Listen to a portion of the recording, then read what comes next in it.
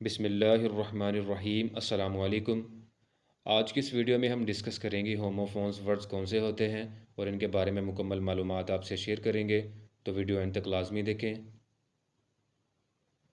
ऐसे words homophones words कहलाते हैं जिनकी आवाज़ यानी उनके प्रोनाउंसिएशन सेम होते हैं, लेकिन उनके स्पेलिंग भी डिफरेंट होते हैं और उनके मीनिंग्स भी डिफरेंट होते हैं। होमोफोन्स वर्ड्स कहलाते हैं।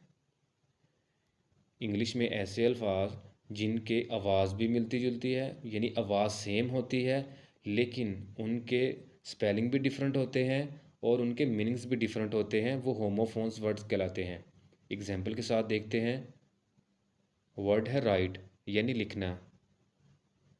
दूसरा वर्ड भी है राइट, लेकिन इसका मतलब है दुरुस्त।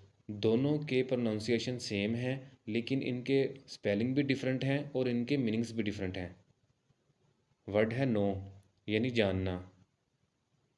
दूसरा वर्ड है नो यानी नहीं। वर्ड है सन यानी बेटा। दूसरा वर्ड है सन यानी सूरज।